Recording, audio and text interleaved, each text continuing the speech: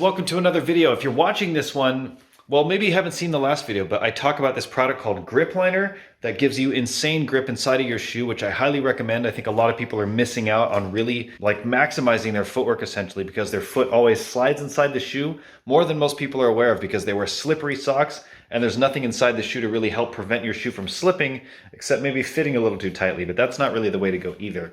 So check out this product called Gripliner and definitely watch the last video if you haven't seen it yet, but I will go into a little bit of detail on what this product is and how it works, but this video is more than that. It's actually a tutorial on how to install it in such a way that will give you the most lifespan for this product. You can just watch the video, decide for yourself and see if this is something you want to do, and be sure to watch the whole thing through because there are little details and little tips that will ensure that you get the best quality of install. If you run into little obstacles, that here's a way out of that if you run into it. So just be sure to watch the whole thing if you do, and I will see you there. All right, thanks. A lot of shoes are way too slippery inside, and maybe some of you guys have noticed this, but I also think it's something that most people just kind of accept or never consider. But the better your grip is inside of your shoe, the more solid your contact and movement is with the ground, because what generally happens is people might have pretty good footwork, but their foot is always sliding inside of their shoe a little bit before the shoe actually moves, and that creates a lot of lag. Once you experience something like this product offers, it's a night and day difference, and I would never go back. So the product I'm talking about here is Gripliner. It's only a few grams, like literally 3 or 4 grams, and it peels back like a sticker would, and you can attach it to your insole. Now, the grip on this thing is so phenomenal that I actually find that the grip of the insole eventually overwhelms the adhesive of this sticker attachment, and I think that's more so going to be the case if you're a tennis player. If you're just a runner and your movements aren't really aggressive and lateral like they are in tennis, that might never be an issue for you. But it is for me in tennis, and it might be for some of you in tennis. I think tennis players are more likely to have that problem, but basically what you'll see happen sometimes, at least for me, is that around the ball of the foot, this material will eventually kind of peel away and peel back, and it'll be a thing where you have to kind of replace it every month. I found a way to basically make it last for as long as your shoe does. And I'll go over how to do that in just a second here, but I want to make it clear that I've always been a little bit obsessive when it comes to the friction inside of your shoe. So I've always looked for socks that offer good grip, and I found that a combination that's higher in cotton and kind of an abrasive cotton is better than just synthetic like polyester or even wool. Wool doesn't seem to grip as good as some of the stuff that I found. And actually my favorite sock for grip and comfort ever is actually these Solinco Heaven socks. So those are not an expensive sock. If you haven't tried a sock like that before, and I've tried so many, even Thorlos does not offer the grip that these do. Get a pair of these and just try them in the shoes that you already have, and I'm sure that you will notice a difference, because I think there's almost no way that the socks that you guys are using are gonna have the kind of grip that this one does. Just because I've tried hundreds and hundreds of socks out there, they all offer the same kind of grip. They're all kind of slippery. They help you put your shoes on real easily. And obviously grip is really important in sports, but it's also overlooked because track athletes have cleats on their shoes, football, soccer, the list just goes on. So grip really matters, but they don't consider the level of grip on the inside of your shoe. So I think you can address that largely by changing your socks to the Solinco socks that I mentioned. There's probably a couple others. I can link them in the description maybe, but Gripliners is going to make the biggest difference. All right, so what I have here is a Gripliner with the base adhesive removed, and here is one with it on. So this is how it looks out of the packaging. And you'll see a little split here. You can peel it back, and it literally just applies like a sticker. I mean, it's so intuitive. I don't even think I need to make a tutorial on how to install that. It's really just that easy. Maybe you can put some books on top of it or something and lay it out for a little while just so that the material has a little more time to cure, but it's such an intuitive install. You just peel it back, you press it down, and you put it back in your shoe. And I think when you're walking on it and your weight's on top of it, that helps secure the liner to the insole. Now, I think it's worth trying, if this is your first time using this product, to just install it the way that it's meant to be installed. You might be fine. Not everybody has the issue that I have of the liner material eventually coming up. And I think if you're just a runner or you want to try these in your running shoes, you can just install it the standard way, almost certainly, and not experience any issues. Again, I think tennis players are more likely to because of the aggressive lateral movement. So if you want to install it the way that I do, it actually doesn't really take any extra material or tools. All you need is this clear grip Gorilla contact adhesive. It's basically really good for fabric bonding. So imagine this is basically just a super glue, but for fabrics. That's how we're going to use it anyway. And the trick to removing the adhesive base layer that comes with the Gripliner is actually using the adhesive layer that comes with it. Let me explain. So what we're going to do here is remove the adhesive layer that comes stock on here from the insole. And the whole reason that we're doing this is so that we can use the super glue instead, which definitely outlasts the adhesive that comes on here. And for me, that's necessary. I would have to replace these every month or so, which is too often if I didn't do this. So what I've found, the quickest way to remove the adhesive layer is to peel back and expose the adhesive layer, see? And what you'll do is actually pinch it to itself, like so, and make sure that the edge is really pressed down on itself. And what you're gonna do literally is kind of sneak a nail right here between the adhesive layer and the insole layer and peel it back. You might end up tearing the edge just a little bit. I'm also just looking at myself doing it on camera, so I'm not getting the best visual, but what you'll eventually succeed in doing is getting the two adhesive layers to stick to each other and separate from the insole. Sometimes you end up just lifting it a little bit and enough to actually separate it later. There we go, you see that? That's what we want. And you can be a little bit rough. Don't be like obsessively gentle. You don't need to be. This material is actually pretty strong. Remember, it's designed to be able to take a lot of friction. It is just strong enough to overcome the adhesive as you peel it away from itself. All right, cool.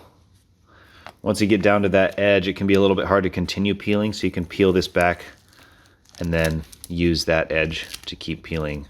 I'm gonna peel this back a little more, all the way back to normal. See, now these two layers can just be separated. Peeling the whole thing all the way down the length of the insole. Again, you don't have to be super gentle, it's pretty tough. Just don't be completely careless. See that?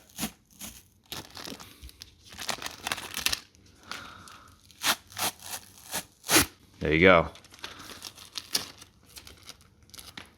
And so now we have two completely naked, if you want to call it, grip liners, and we're going to install it with a bunch of dabs of clear grip. This stuff is really cheap. I think I bought it somewhere between like $3 and $5. So, I mean, this is very affordable stuff. And you can use the cap here to actually pierce it open, so you'll twist it. It's not punctured, but you're going to puncture it using this cap. All right, there you go. Just a little twist and poke. And we're just gonna apply like so. Obviously, we're gonna try our best here to not get any on our hands. I like having these little globs that I can sort of spread out later, because right now I'm just trying to get it on. I'm gonna use this little nozzle head to spread it out a little bit.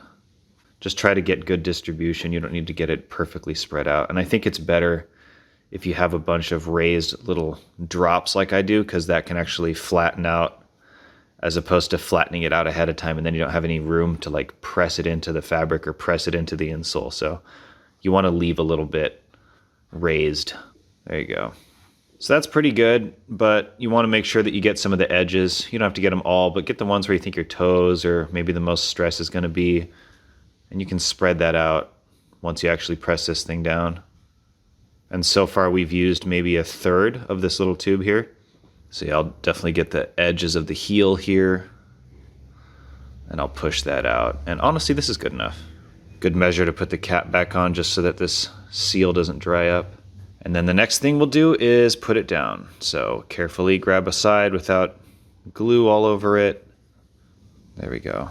So I'm just gonna gently push it from the center, right? Kind of push it down, and then I'll start to spread it out towards the edges a little bit. And you can start almost like lightly massaging it from the center out. That way you're pushing it down and spreading out the glue to the edges. This only takes a minute. Pretty self-explanatory. Try to get the grip liner sitting relatively deep into the heel pocket, but don't bring it all the way back. Your heel doesn't actually contact there. That's their logo embossed into the insole liner. This part's important. Yeah, I got a little bit of lifting going on there, so I might want to put a little more glue down, or see if I can spread more out towards the edge. There we go, it's better. So the next step for me is to just use a couple of books that I have laying around. These aren't even really my books. Your Erroneous Zones. That guy's face is on both sides. I was gonna turn it around so it's not too distracting. Anyway, geez. I'm just gonna put these two books down like that, and you can see how it's covering the insole. And these are soft cover books. My idea here is to put a weight down, and I'll show you guys that in a sec. So here's a 10-pound weight, and I'm just gonna put it right on top like that. I have it such that this is basically over the center of the heel cup, and this is around the top of the toes. And once you're at this stage, just let it sit for like 5 hours, maybe overnight. Here's an example of an older one that I have. So Gripliner will tell you that it won't last as long as I am going to tell you that it should last, but that's because we've made a modification here and attached it to the insole with super glue. And this is a little bit of a foam thing that I cut out and turned into an insole, and this went on top of another insole that actually came stock with the shoe.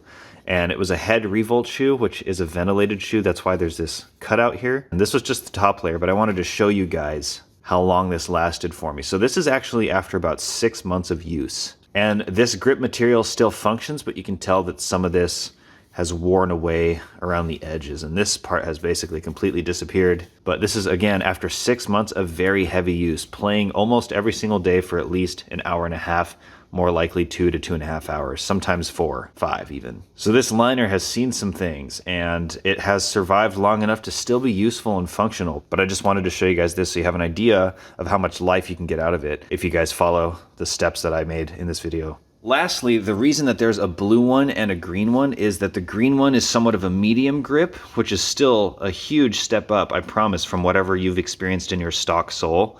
This is going to offer you a lot of grip, but this is like maximum grip. So there is a difference. I just wanted you to know that that's what the color difference is for. I think either one is a good choice if you want to maybe take more of a baby step into this. Maybe go with the green. Anyway, that's all for now. I'm just gonna let my insole sit there as I do the other one and give it enough time to cure so that I can play with my grip liners today, as I always prefer to. Grip has always been a really high priority for me and my tennis and how my shoes fit. And it just kind of sucks having a shoe that slides around your sock. And I don't think people realize how bad that is until they experience how nice something like this is. So I really do swear by this product, and I swear by whatever means you should really try to improve the grip that you have inside of your shoe, because it makes a huge difference. There's a couple things I want to say about blisters too. So if you actually increase the grip inside of your shoe, you might reduce blisters because your shoe isn't moving around your foot as much. However, when you upgrade to some super grip stuff like this, you might notice an increase in blisters. But again, it might not be an issue for you, but you might notice that there's so much friction that it actually causes you to have a little bit more blisters. And I definitely went through a phase of that, but my feet kind of toughened up over the years. I don't experience that issue anymore. I also think a clever idea is to wear 2 socks. So you'll double sock, but you can use 2 thinner socks, and that way the outer sock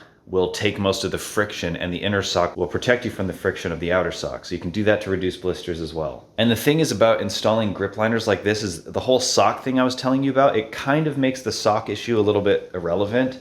If you have grip liner and you have kind of mediocre socks, you're still gonna have phenomenal grip. But I still stand by having good grippy socks like the Solinco Heavens that I recommended earlier. I also have a couple of other ones that I'm still kind of testing though. They're just some basic Amazon socks. It's not like grippy socks are necessarily expensive. It just has to be made of the right materials in the right way. But you can never search for a sock looking for grip as something that they market, because they basically just don't. And there are a couple of other grip socks out there, but they have like silicone on the bottom of the sock, which is super heavy, and that stuff wears out. So I don't want to recommend that either. I think the best way to improve the grip you have inside of your shoe is with the grip liner.